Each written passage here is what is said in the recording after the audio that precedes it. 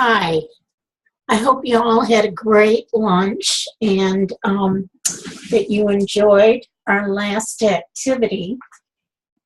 How many of you would like to hear the story of how the Passion Test was created and a little bit of information about Janet? Great, great. Well, I'm going to be telling you Janet's story. If you want to follow along, it's in your workbook in Appendix 6. I'm not going to read it to you, but I'm going to tell you the highlights of it.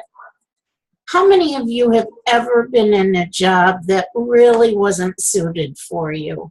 You go in every day, you're not happy. Has that happened? Yeah, it's happened to a lot of us. And years ago, Janet was working at a meditation center, and she wasn't making very much money.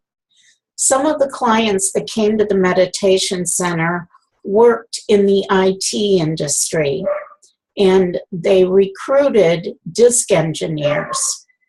Several of the people mentioned to Janet that they were making millions of dollars as a company, and they invited her to join the company and become a recruiter. Now, every day at the office, a bell would ring when someone made a successful recruitment or sale, and the bells were ringing all the time, but they were never ringing for Janet.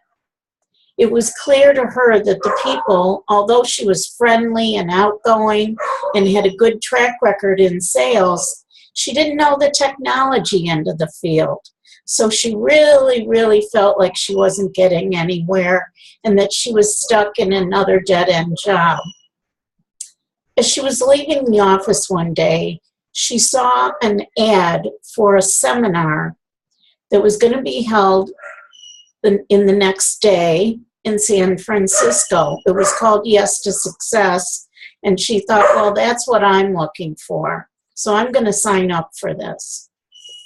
So Janet went to the seminar, and the minute that the speaker came on and began her presentation about how to be successful in your life, Janet knew she'd found her calling. She became increasingly enthused throughout the day. And she got to talk to the seminar leader, who at the end of the day said, do you think anybody could give me a ride to the airport? And Janet threw her hand up in the air and volunteered. So on the way there, she was waiting for some kind of a sign from Deborah. And when they got to the airport, Deborah said, what are you looking for your success? And Janet thought for a minute, and she said, I want to do what you're doing, and you better watch out. You're either going to need to hire me or I'm going to be your biggest competitor. And with that, Deborah gave her a hug and had to get onto her plane and go to her next speech. Well, Janet thought about it, and she knew that Deborah had to go to about 4 different towns in the next week or so to give her seminar again.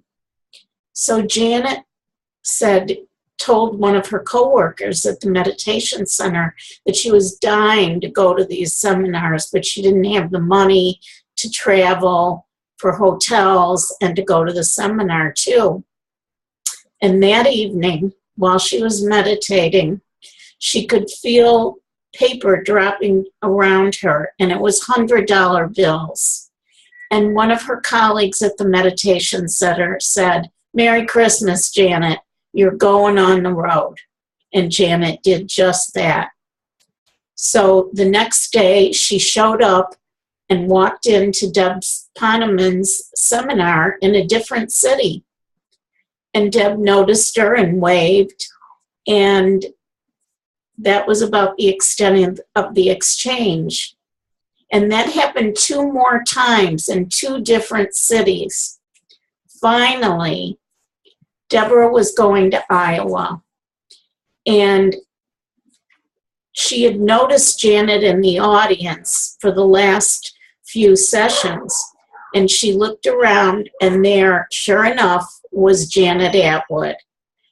And Deb pointed to her, opened her arms, and said, "You're hired."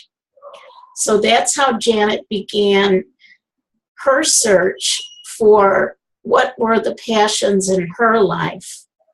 And out of that experience and her work with Deb Poneman, she began to develop the passion test. And the rest is history. So what did you think about that? Does that give you a sense of how being clear about what you want helps you manifest it? And that's exactly what Janet did. So I hope you enjoyed that.